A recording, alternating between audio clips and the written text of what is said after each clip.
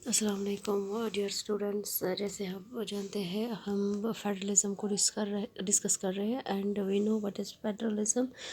It is simply जब आपका जो पावर है that is distributed between central government and state government.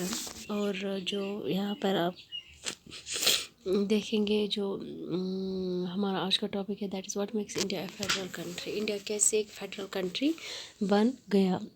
अगर हम बात करेंगे अपने कॉन्स्टिट्यूशन की, जो इंडिया है अगर हम उससे बात करेंगे, इंडिया जो है वो as an independent nation emerge हुआ 1947। लेकिन after a painful and bloody partition उसको बहुत ज़्यादा तकलीफ़ का सामना करना पड़ा, क्योंकि पार्टीशन हो गया था। जैसे मैंने कल भी बताया, India and Pakistan two independent states emerge हो गई। और उसके बाद एक और प्रॉब्लम आ गई कि जो इंडिपेंडेंस के बाद कुछ प्रिंसली स्टेट्स थी, ठीक है, उनको बताया गया whether you have to be with India और you have to be with Pakistan, और मतलब आपको इंडिपेंडेंट रहना है। लेकिन क्या थे कि कुछ प्रिंसली स्टेट्स थी वो उस वक़्त हिंदुस्तान का हिस्सा बन गई। तो उसके बाद जो कॉन्स्टिट्यूशन है वो डिक्लेयर हो गया, मतलब पूरे as the union of states जो वहाँ पर आई, तो पूरे यूनियन के लिए वो कॉन्स्टिट्यूशन बन गया। एट दैट वेरी टाइम अगर हम देखेंगे उस वक्त फेडरेशन वर्ड का इस्तेमाल नहीं हो गया। लेकिन जो इंडियन यूनियन बन गया वो जितने भी फीचर्स फेडरलिज्म के हैं उसी के साथ वो मिलते हैं। That means whatever are the features of the federalism they are related with the union of India.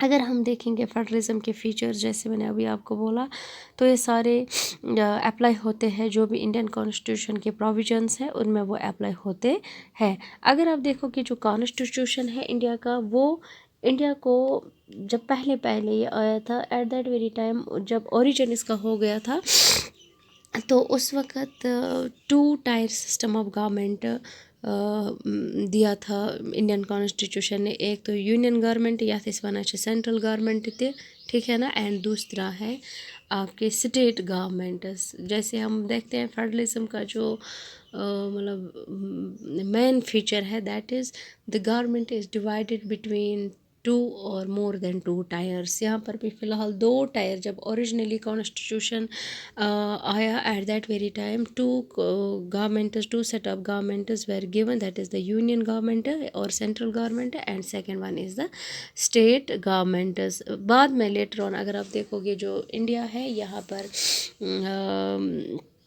जो तीसरा टायर है जो फेडरल स्ट्रक्चर में हम देखते हैं, that is the local government, that is panchayat and municipalities, वो लेटर ऑन इसमें आया। ठीक है, यहाँ पर अगर आप अब देखोगे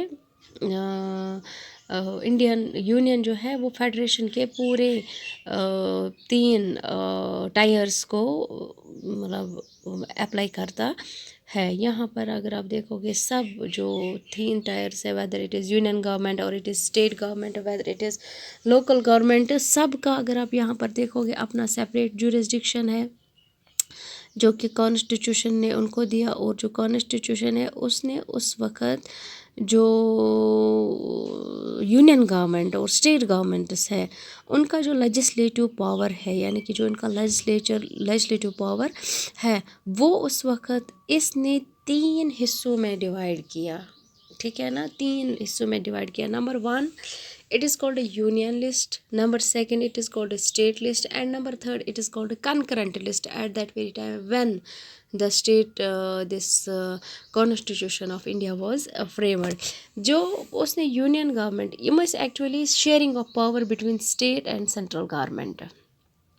लेटर ऑन वो third tier Indian constitution, later on third tier इसमें इंट्रोड्यूस हो गया लेटर, बट पहले सिर्फ दो ही थे। और जब ये दो टायर्स थे तो पावर डिस्ट्रीब्यूट बराबर था, डिस्ट्रीब्यूशन ऑफ पावर या ऐसा को one legislative power in three folded distribution legislative powers. The first is union list, second is state list, and the third is concurrent list. Union list जो है इसमें it is meant मतलब जिसमें आपका पूरा यूनियन गवर्नमेंट इन्वॉल्व होता है, यानी कि इसमें सिर्फ यूनियन गवर्नमेंट ही लॉज बना सकता है जो भी इस लिस्ट में चीज़ें मैंशनड है।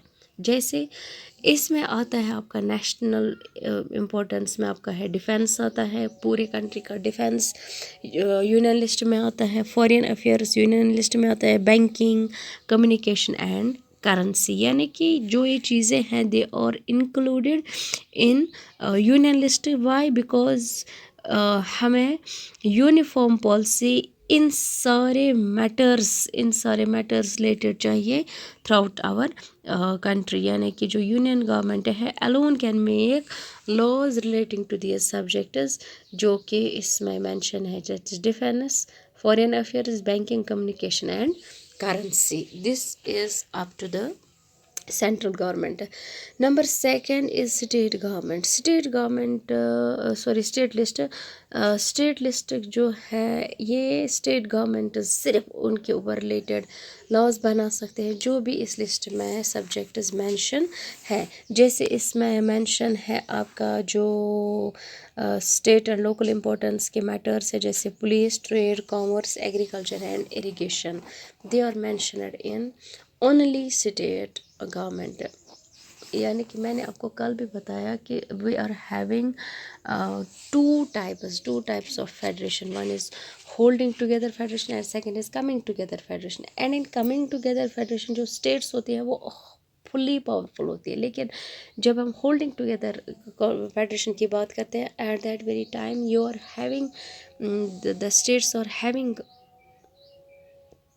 द पावर्स, लेकिन पूरे 100% पावर्स इनको नहीं होते। तभी हमें यूनियन लिस्ट यहाँ है, स्टेट लिस्ट यहाँ पर है। देखिए जो यूनियन लिस्ट में सब्जेक्ट्स है वहाँ पर सिर्फ यूनियन गवर्नमेंट ही उनको देख सकती है। और अगर आप स्टेट गवर्नमेंट में देखो, स्टेट लिस्ट की बात करेंगे, जो स्टेट गवर्नमेंट है they alone can make law relating to the subjects mentioned in state list. Number third is the concurrent list. इसमें क्या है कंकरेंट लिस्ट में? इसमें जो भी सब्जेक्ट्स कॉमन इंटरेस्ट के हैं to both the union as well as the state governments, यानी कि ये यमन दोनों ज़रूरत है, ठीक है ना। कॉमन इंटरेस्ट जो है वो कंकरेंट लिस्ट में आता है। That means both the union government as well as the state government can make laws on this subjects mentioned in the concurrent list. जैसे इसमें आता है आपका एजुकेशन, आपका forest, trade, unions, marriages, adoption and succession, वो इन्हीं में आता है। और भी इनमें चीज़ें आती हैं but these are the main things जो इन लिस्ट्स में आते हैं। अगर यहाँ पर कुछ भी कन्फ्लिक्ट आ जाए, if there law conflict is with each other, the law made by the union government will prevail at that very time. That means central government in India or the union government in India is more powerful. अब और भी बहुत सारी चीज़ें हैं जो कि इन तीन लिस्ट्स में नहीं है, या वो चीज़ें जो कॉन्स्टिट्यूशन के बाद आई, जैसे टेक्नोलॉजिकल डेवलपमेंट्स हो गए, जैसे कंप्यूटर बना, सॉफ्टवेयर आओ, तो ये ऐसी चीज़ें हैं टेक्नोलॉजिकल डेवलपमेंट्स रिलेटेड जो चीज़ें हैं वो किस लिस्ट में फिर इंक्लूड होती है। उनके लिए जो कॉन्स्टिट्यूशन है, यूनियन गवर्नमेंट के पास एक पावर है कि सह कर लेजिस्लेट, यानी कि सह बनाई अथ रिलेटेड लॉज, अमन चीज़न रिलेटेड लॉज, और उनका एक सेपरेट ये बनाया गया, उनको हम बोलते हैं रेजिडरी पावर्स या रेजिडरी सब्जेक्ट्स। यानी कि निशम स्टेट लिस्टस में, निशम यूनियन लिस्टस में, निशम कंकरेंट लिस्टस में, तिम यम पत कॉन्स्टिट्यूशन बनाना पत आए बनाना, ठीक है। तो इसकी वजह से जो इंडिया है ये एक फेडरल कंट्री बनता है, ठीक है। दैट मीन्स अगर अस वो India topic what makes India federal country, India कुछ बनावा फेडरल कंट्री, यही शेयरिंग ऑफ पावर जो फीचर। नो मैटर अगर आप पहले देखो जब कॉन्स्टिट्यूशन है at that very time we were not given the name as federal, but later on ये सारी चीज़ें इंडिया को फेडरल बना देता है। यहाँ पर जो मैंने आपको बताया कि ये हमारा जो फेडरल है